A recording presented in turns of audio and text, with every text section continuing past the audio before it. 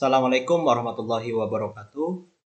Pada kesempatan kali ini saya akan menjelaskan materi 3 pada E-modul tentang sifat dan reaksi senyawa hidrokarbon. Adapun tujuan pembelajaran pada materi ini adalah setelah mempelajari materi ini, peserta didik diharapkan mampu mendeskripsikan sifat-sifat senyawa hidrokarbon dan menganalisis reaksi senyawa hidrokarbon. Sifat-sifat alkana. Alkana memiliki sifat yang pertama, titik leleh dan titik didih alkana naik dengan pertambahan jumlah atom karbon atau massa molekul relatif. Yang kedua, kerapatan atau massa jenis ikatan jenis alkana naik dengan pertambahan nilai massa molekul relatifnya. Yang ketiga, viskositas atau kekentalan alkana naik dengan pertambahan nilai massa molekul relatifnya. Selanjutnya, alkana larut dalam pelarut nonpolar seperti karbon tetraklorida atau CCl4 dan sukar larut dalam pelarut polar seperti air yaitu H2O. Bila alkana dibakar dihasilkan gas karbon dioksida dan uap air serta energi panas. Menurut reaksi yaitu CH4 plus 2O2 menjadi CO2 plus 2H2O plus energi panas. Selanjutnya, alkana dapat bereaksi substitusi dengan halogen. Reaksi substitusi adalah reaksi penggantian atom atau gugus atom dengan atom atau gugus atom lain. Atau bisa kita sederhanakan reaksi penggantian atom C dengan atom yang lain atau gugus atom yang lain. Nah, seperti contoh di sini, CH4 plus Cl2 menjadi CH3 Cl plus HCl. Nah, di mana di sini ada pergantian atom dari atom H di sini bertukar dengan Cl. Nah, inilah yang dimaksud dengan substitusi. Ada reaksi penggantian atom dengan atom yang lain. Sehingga bisa kita lihat di sini CH3Cl plus HCl untuk hasil dari reaksinya. Selanjutnya, senyawa alkana rantai panjang dapat mengalami reaksi eliminasi. Nah, reaksi eliminasi adalah reaksi pembentukan ikatan rangkap. Nah, bisa kita lihat di sini contoh dari reaksi eliminasi termal minyak bumi dan gas alam. Dari propana ya bisa menjadi propena, atau dari propana bisa menjadi etena dan metana. Nah, dari dua reaksi ini menunjukkan bahwa salah satu reaksi dari alkana selain reaksi pembakaran atau reaksi oksidasi juga bisa mengalami reaksi eliminasi. Selanjutnya, sifat-sifat alkena. Sifat-sifat alkena yang pertama adalah titik didih alkena mirip dengan alkana. Makin bertambah jumlah atom C, harga Mr makin besar, maka titik didihnya makin tinggi. Alkena mudah larut dalam pelarut organik, tetapi sukar larut dalam air. Ya. Alkena juga dapat bereaksi adisi dengan H2 dan halogen. Halogen adalah merupakan unsur golongan 7 ya, seperti F2, C2, Br2, I2. Nah, reaksi adisi adalah pengubahan ikatan rangkap menjadi ikatan tunggal. Kebalikan dari eliminasi.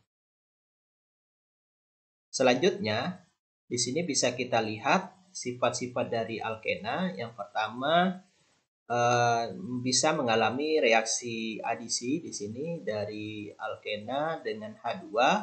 Bisa kita ambil contoh CH2 rangkap CH2 plus H2 menjadi CH3 yaitu dari etena menjadi etana.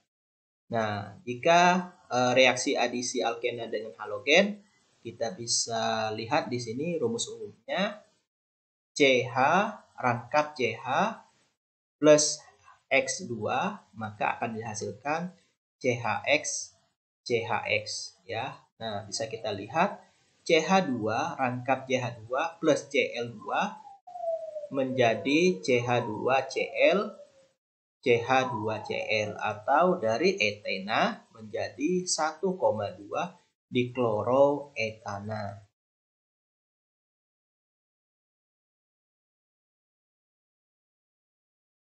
Selanjutnya, sifat-sifat alkuna ya. Titik didih dari alkuna mirip dengan alkana dan alkena. Semakin bertambah jumlah atom C harga M makin besar, makin titik didihnya makin tinggi ya. Alkuna dapat bereaksi adisi dengan H2 dan dengan golongan halogen seperti F2, Cl2, Br2, I2 dan asam halida. Nah, bisa kita lihat di sini contoh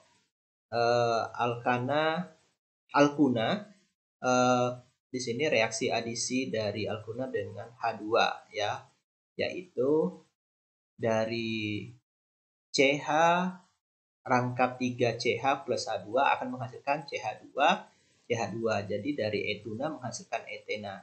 Nah, dari etena nanti CH2 rangkap 2CH2 plus H2 akan menghasilkan CH3. Itu dari etena akan bisa menghasilkan etana. Selanjutnya kalau reaksi adisi dengan alkuna ya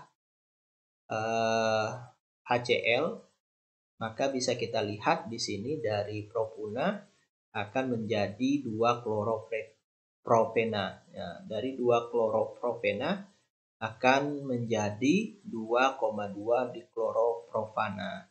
Nah, reaksi dari adisi yaitu ikatan rangkap menjadi ikatan tunggal.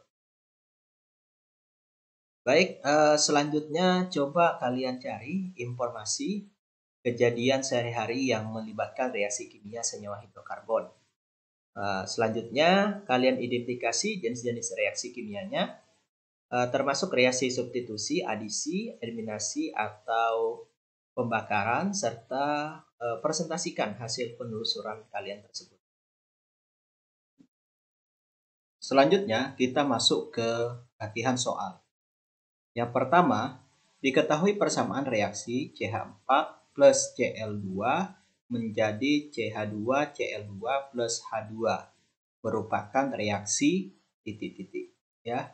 Nah, bisa kita lihat di sini ada pergantian atom atau gugus atom ya.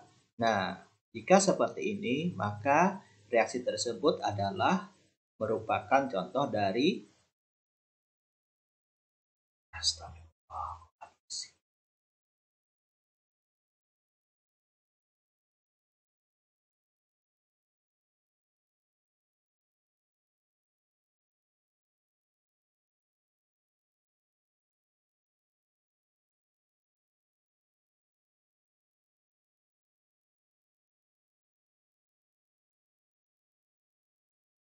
Selanjutnya kita masuk ke latihan soal. Diketahui persamaan reaksi CH4 plus Cl2 menjadi CH2Cl2 plus H2 merupakan reaksi. Nah, di sini jika kita lihat ya CH4 menjadi CH2Cl2 ya, sedangkan Cl2 menjadi di sini bertukar dengan H. Nah, sesuai dengan yang telah kita pelajari, ada reaksi substitusi, yaitu reaksi pergantian atom atau gugus atom. Kalau adisi adalah reaksi dari reaksi tunggal ya, atau tunggal menjadi reaksi rangkap menjadi tunggal.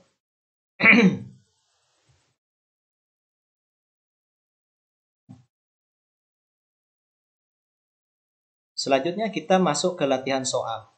Soal yang pertama, diketahui persamaan reaksi CH4 plus Cl2 menjadi CH2Cl2 plus H2. Nah, dari reaksi ini bisa kita lihat ya ada pergantian atom atau gugus atom. Nah, ini menandakan reaksinya masuk ke reaksi ya, betul, reaksi substitusi ya. Selanjutnya untuk soal nomor 2 ya. Jika kita perhatikan di sini ada 3 jenis reaksi ya. Nah, reaksi pertama ya, reaksi kedua dan reaksi ketiga. Nah, reaksi pertama ini dari rangkap menjadi ikatan tunggal ya, ikatan rangkap menjadi tunggal.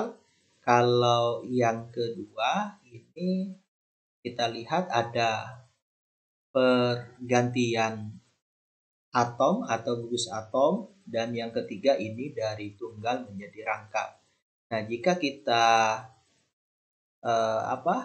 urutkan reaksi dari pertama, kedua, dan ketiga, maka reaksi tersebut masuk ke dalam ya, betul, yang A reaksi adisi, yang pertama, yang kedua substitusi, dan yang ketiga adalah reaksi eliminasi. Selanjutnya kita masuk ke soal nomor 3.